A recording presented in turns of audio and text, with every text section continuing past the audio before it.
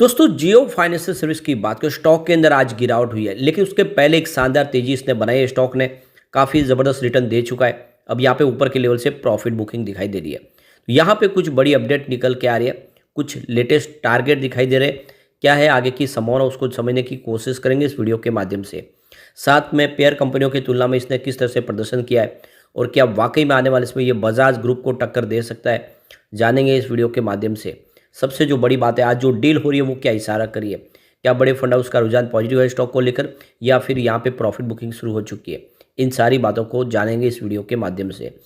लेकिन फ्रेंड, उससे पहले अगर आप पहली बार हमारे चैनल पे आए तो चैनल को सब्सक्राइब कर दीजिए, एक बेल आइकॉन दबा दीजिए ताकि जब भी नया वीडियो बने पहला नोटिफिकेशन आपको मिले। वीडियो पसंद आए तो लाइक से जरूर कीजिए।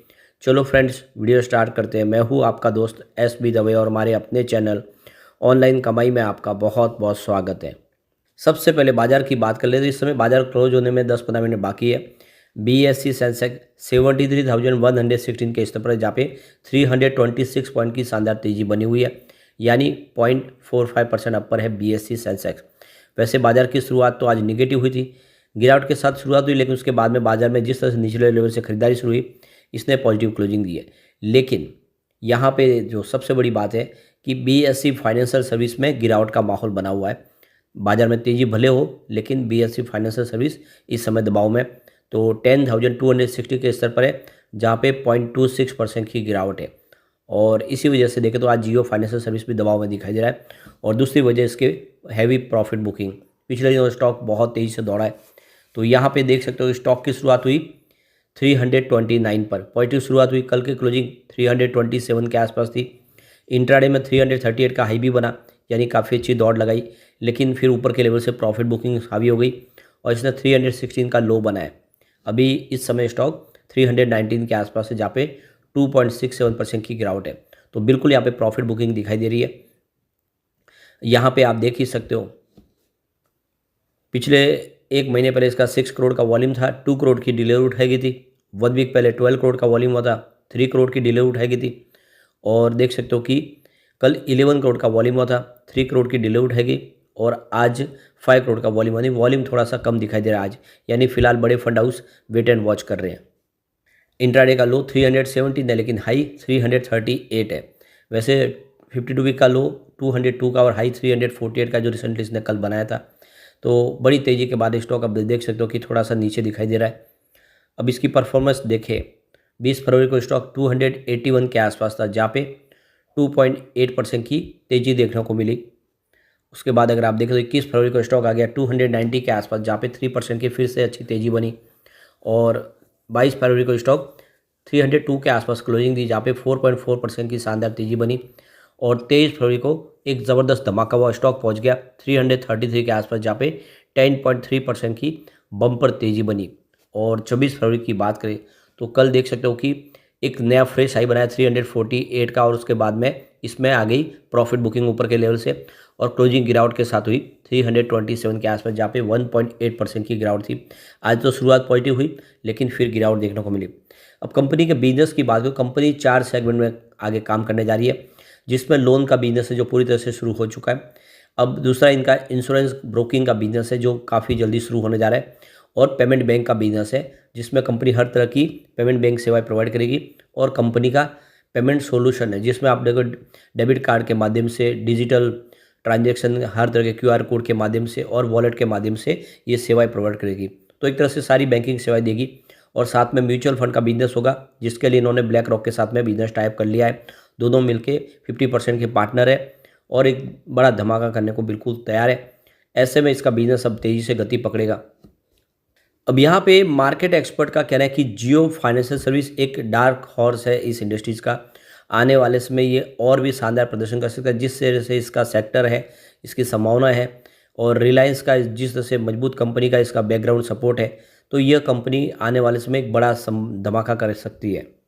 पिछले दिनों जिस तरह से RBI ने बड़ा एक्शन लिया है पेटीएम के ऊपर, जो फिनटेक कंपनी पेटीएम का बिजनेस यहाँ पे एक तरह से डूबता हुआ दिखाई दे रहा है। इसका जो फ़ायदा है वो सीधा का सीधा जियो फाइनेंशियल सर्विस को होता हुआ दिखाई देगा। इस सेक्टर की ये कंपनी लीडर बन सकती है और इसके लिए जो पेटीएम का बना बनाया कारोबार है वो इसकी तरफ आता हुआ दिखाई दे सकता है। और इससे पहले ऑलरेडी इन्होंने देख सकते हो कि वोडाफोन आइडिया को जिस तरह से पछाड़ के उसके कस्टमर लेके इन्होंने अपनी जो जियो जो मोबाइल का जो बिजनेस है उसमें अपनी एक तरह से नंबर वन पोजीशन बनाई, बिल्कुल वैसे ही हो सकता है कि पेटीएम के सारे कस्टमर जियो फाइनेंशियल की तरफ शिफ्ट हो सकते हैं। 265 से स्टॉक ने दौड़ना शुरू किया, करीब 35% का शानदार रिटर्न दिया है। अब यहाँ पे जियो फाइनेंशियल सर्विस को लेकर सेबी रजिस्टर्ड मार्केट एक्सपर्ट है वीएलए अंबाला, उनका कहना है कि इस समय स्टॉक में आपको बने रहना चाहिए। ये स्टॉक आने वाले समय आपको एक शानदार रिटर्न दे सकता है, तो इसमें आपको 300 का स्टॉप लॉस लगा देना है और इसमें खरीदारी करें तो आने वाले 2 सालों में ये स्टॉक 385 से 650 के टारगेट दिखा सकता है। यानी इसकी जो आप देखें तो मिनिमम प्राइस 385 के आसपास रहेगी और हाईएस्ट प्राइस 650 तक जाने की संभावना है। आने वाले 2 साल में ये 650 का टारगेट दिखा सकता है। यहाँ पे जो सबसे बड़ी गौर करने वाली बात है कि वीएलए अंबाला ने जो शॉर्ट टर्म इन्वेस्टर के लिए जो टारगेट दिया है उसमें भी 300 का स्टॉप लॉस लगाना है और जो टारगेट है वो 385 से 500 के हो सकते हैं। यानी उनके कहने का मतलब है कि आने वाले 6 महीनों में 20 दिन से लेकर 6 महीनों में ये 500 का टारगेट दिखा सकता है। यानी आने वाले 20 दिन में 385 और 6 मंथ अगर आप होल्ड करें तो ये आपको स्टॉक 500 का टारगेट दिखा सकता है। ये वीएलए अंबाला का कहना है। यहाँ पे वीएलए अंबाला का कहना है कि 310 से 320 के आसपास इसमें आपको खरीदारी करनी चाहिए। अब इसकी परफॉर्मेंस देखें पेयर कंपनियों की तुलना में तो इसने बहुत ही शानदार प्रदर्शन किया है। पिछले एक सप्ताह में जियो फाइनेंशियल सर्विस ने 12.80% का पॉजिटिव रिटर्न दिया, जबकि इस दौरान बजाज फिनसर्व्स ने 0.12% की गिरावट दिखाई है। चोलामंडल फाइनेंस ने 0.18% की गिरावट दिखाई है। तो बिल्कुल यहाँ पे 1 वीक के हिसाब से शानदार रिटर्न दिया है जियो फाइनेंशियल सर्विस ने। अगर हम यहाँ पे 1 मंथ की भी बात कर ले तो जियो फाइनेंस ने 32% का शानदार रिटर्न दिया, जबकि बजाज फिनसर्व्स ने इस दौरान 1.79% की गिरावट दिखाई है। चोलामंडल फाइनेंस ने यहाँ पे 11% की बड़ी गिरावट दिखाई है। यानी एक तरफ तो इसकी पेयर कंपनियां गिर रही थी और उसकी प्राइस लगातार बढ़ी है। अब यहाँ पे अगर हम 3 मंथ की भी बात करें तो जियो फाइनेंस ने 40% का शानदार रिटर्न दिया है, जबकि इस दौरान बजाज फिनसर्व्स में 1% की गिरावट हुई है। चोलामंडल में मात्र 0.31% की ही मामूली सी तेजी थी। अगर हम बात करें 6 मंथ की तो जियो फाइनेंस ने 48% का शानदार रिटर्न दिया, जबकि बजाज फिनसर्व्स ने इस दौरान 6% की तेजी बताई है। चोलामंडल में यहाँ पे 1% की ही तेजी बनी है। तो यहाँ पर भी सबसे शानदार जो रिटर्न है वो बजाज फाइनेंस का है। यानी अपनी पेयर कंपनियों की तुलना में इसका प्रदर्शन लगातार अच्छा रहा है। अब चलते हैं कुछ बड़ी डील की तरफ। तो यहाँ पे सुबह 9:25 पर 338 की प्राइस से 1,89,000 शेयरों की एक बिकवाली हुई। फिर उसके बाद देख सकते हो कि 9:43 पर 334 की प्राइस से 2,73,000 शेयरों की एक बिकवाली और हुई। फिर 9:44 पर 333 की प्राइस से 3,52,000 शेयरों की एक बिकवाली और हुई। उसके बाद 10:43 पर 332 की प्राइस से 1,66,000 शेयरों की एक बिकवाली और हुई। तो उसके बाद 12:10 पर 333 की प्राइस से 2,19,000 शेयरों की खरीदारी हुई। उसके बाद 2:35 पर 331 की प्राइस से 1,72,000 शेयरों की बिकवाली हुई और उसके बाद 2:36 पर 331 की प्राइस से 1,24,000 शेयरों की एक बिकवाली और हुई। उसके बाद 2:53 पर 329 की प्राइस से 2,25,000 शेयरों की एक बिकवाली और हुई। तो आज खरीदारी बहुत कम है, सारी की सारी बिकवाली, और इसी वजह से देखें तो यहाँ पे गिरावट का माहौल बना है। यानी प्रॉफिट बुकिंग हो रही है, कम समय में काफ़ी स्टॉक दौड़ चुका है और जल्दी यहाँ पे एक शानदार तेजी फिर बन सकती है। अब एक बार पिवट लेवल को चेक कर लेते हैं। तो यहाँ से अगर गिरावट होती है तो 288 का पहला सपोर्ट है, ये टूटा तो स्टॉक 242 तक जा सकता है। गिरावट और हुई तो 213 तक जाने की संभावना है। वैसे इतना नीचे आने की फिलहाल कोई संभावना नहीं है, मुझे नहीं लग रहा कितना नीचे स्टॉक आएगा। बड़ी गिरावट होगी तब भी पॉसिबल अभी फिलहाल नहीं दिख रहा है। स्टॉक 300 को पार कर चुका है।